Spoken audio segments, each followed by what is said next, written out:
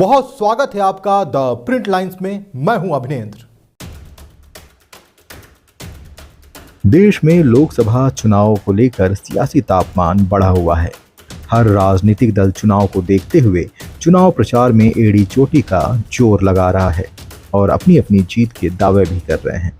देश की राजधानी दिल्ली में भी रविवार को धुआंधार चुनाव प्रचार देखने को मिला। आम आदमी पार्टी और बीजेपी दोनों ने रैली की और एक दूसरे पर जुबानी प्रहार भी किया। आम आदमी पार्टी के कार्यकर्ता साइकिल पर सवार होकर तो बीजेपी के नेता और कार्यकर्ता मोटरसाइकिल पर सवार होकर दिल्ली की सड़कों पर चुनाव प्रचार करते नजर आए। बता दें कि दिल्ली की सभी 7 लोकसभा सीटों पर 25 मई को वोट डाले जाएंगे। बीजेपी ने बाइक रैली की तस्वीरें शेयर करते हुए एक्स पर लिखा, आज यशस्वी प्रधानमंत्री नरेंद्र मोदी को दिए जा रहे अपने अपार समर्थन के प्रदर्शन हेतु सिख भाइयों द्वारा आयोजित बाइक रैली को प्रदेश कार्यालय से रवाना किया गया। इस अवसर पर केंद्र में मंत्री वीके सिंह मौजूद रहे। दिल्ली और देश के समस्त सिख भाइयों का प्रधानमंत्री जी पर अटूट विश्वास अब की बार 400 पार के लक्ष्य प्राप्ति का सूचक है। पूरे भारत में और पूरी दिल्ली में एक ही संदेश है कि समाज का हर वर्ग माननीय प्रधानमंत्री के साथ है। माननीय प्रधानमंत्री के नेतृत्व में जिस तरह से पिछले 10 सालों में विकास हुआ तो सबका एक ही मंत्र है, फिर एक बार मोदी सरकार। जी केजरीवाल कल आए, उन्होंने भगवान हनुमान जी के दर्शन करे, उसके बाद उन्होंने बड़े बड़े जो है स्टेटमेंट दिए बीजेपी के लिए, इंडिया लाइंस की बड़ाई करी, ये भी बोला कि जो सरकार है, जो बीजेपी है, वो ऑपोजिशन को निपटा देना चाहती है। भ्रष्टाचारियों की जमात, अगर सारे चोर इकट्ठे होकर शोर मचाएंगे तो भी चोर चोर ही रहेगा। अरविंद केजरीवाल इधर उधर की बातें करना बंद करें। अग्रिम जमानत पे छूटे अरविंद केजरीवाल, ये बताएं 1 तारीख के बाद क्या।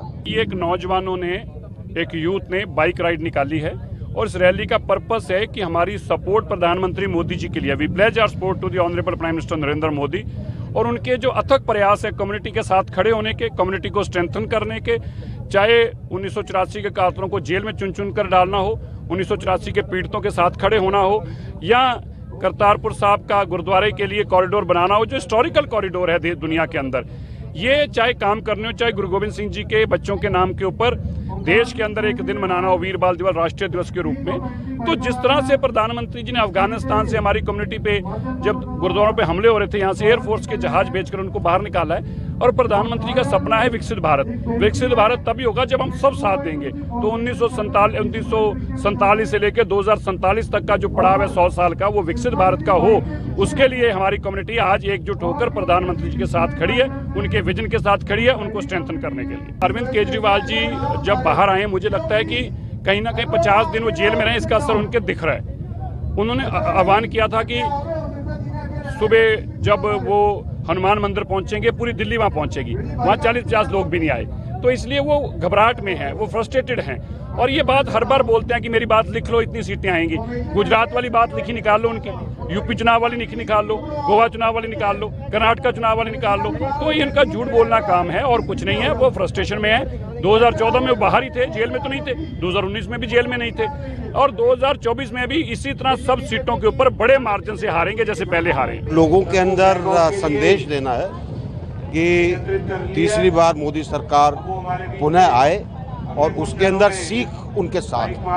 इसलिए आप देखेंगे सीख फॉर मोदी का उन्होंने लगाया है अपने चेस्ट के ऊपर और पीछे लिखा फिर एक बार मोदी सरकार। तो ये एक मैसेज है पूरे दिल्ली के लिए। जी सर, ऑपोजिशन की बात करें, चाहे फिर वो राहुल गांधी हो, चाहे वो कश्मीर से महबूबा मुफ्ती या फारूक अब्दुल्ला हो, या फिर दिल्ली में केजरीवाल हो या ममता बनर्जी हो, सब एक ही बात बोल रहे हैं कि 400 पार का नारा बीजेपी ने दिया है, लेकिन ये पूरा नहीं होने वाला। अपनी अपनी सोच की बातें बना रहे हैं, अपनी अपनी सोच है। कईयों की नकारात्मक सोच होती है, कईयों की सकारात्मक होती है। हम लोग सकारात्मक सोच लेकर चलते हैं।